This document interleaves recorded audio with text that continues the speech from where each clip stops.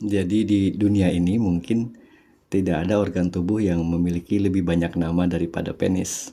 Kepala hanya kepala, hidung selamanya hidung, lutut tidak pernah meminta julukan khusus. Namun begitu sampai pada organ yang satu itu, manusia tiba-tiba berubah menjadi penyair, pelawak, ahli metafora, bahkan ahli strategi. Orang Prancis abad ke-19 pernah memanggilnya Jacques, bahkan Jacques. Nama orang bukan nama hewan macam kita menyebut burung, bahkan Zak itu nama aristokrat loh. Di Indonesia, kita mengenalnya dengan sebutan anu, burung tadi ya, si kecil, alat vital. Bahkan mungkin dengan sebutan benda-benda pusaka. Kacau ya kalau sebutannya. Keris saya, memangnya meliuk-liuk ya. Bahkan cukup dengan mengangkat alis dan berkata, itu, itu apa? Pokoknya itu. Jadi menariknya fenomena ini terjadi hampir di semua bahasa.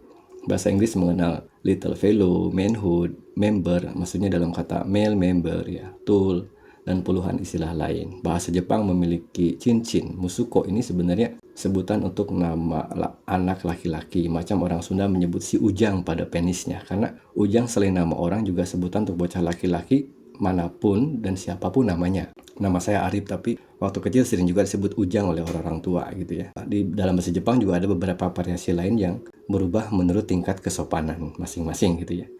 Dalam bahasa-bahasa Eropa Timur, tidak sedikit metafora yang meminjam nama senjata atau alat kerja untuk penis itu. Di berbagai budaya Afrika, orang biasa menyebut organ tersebut apa dalam hubungannya dengan kekuatan, kesuburan. Jadi manusia itu ternyata tidak pernah benar-benar kesulitan membicarakan penis. Yang sulit adalah membicarakannya secara langsung.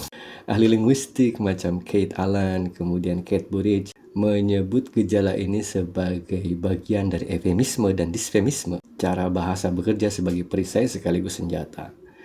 Ada kata-kata yang sengaja diperhalus agar tidak terasa vulgar, ada pula yang sengaja dibuat kasar untuk mengejutkan atau menghina. Bahasa tidak lagi sekadar menyampaikan makna tuh, ia juga mengatur jarak sosial, rasa malu, rasa hormat, dan tujuan humor tertentu gitu. Dalam konteks Indonesia, pandangan semacam ini sejalan dengan pembahasan bahasa tabu. Ada linguis Indonesia seperti Abdul Khair ya, pernah bahas itu. Kata-kata tertentu tidak dihindari karena maknanya tidak diketahui, melainkan justru karena maknanya terlalu diketahui. Semakin sensitif suatu topik, semakin kreatif masyarakat menciptakan jalan memutar menuju topik tersebut. Jadi, mungkin itu sebabnya kata anu bisa kita katakan sebagai salah satu pencapaian terbesar bahasa Indonesia.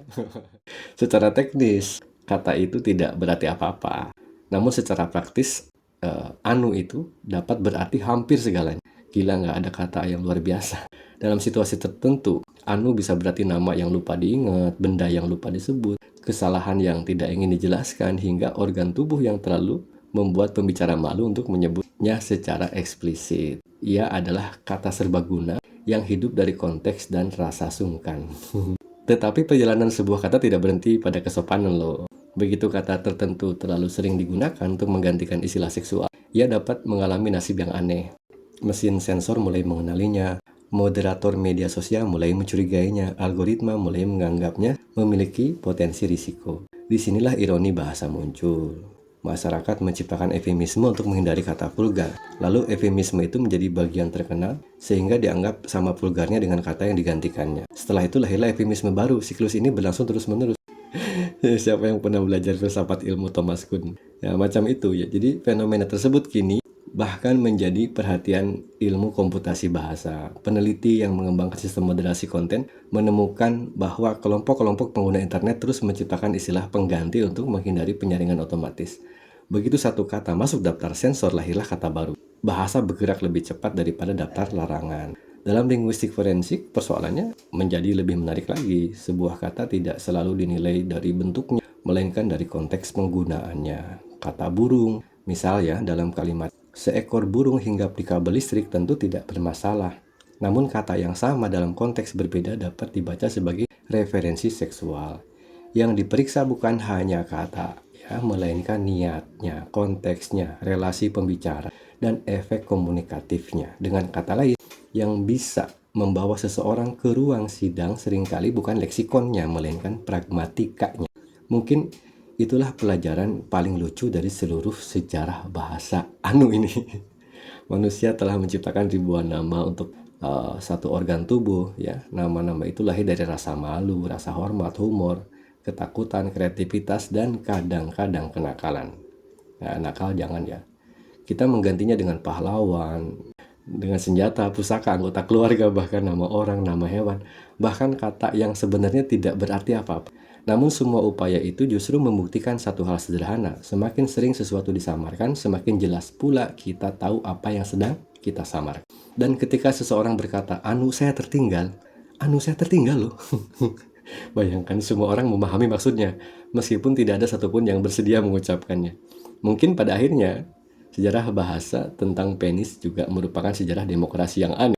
Ya enggak, di Prancis abad ke-19 ia sempat tampil sebagai Zak.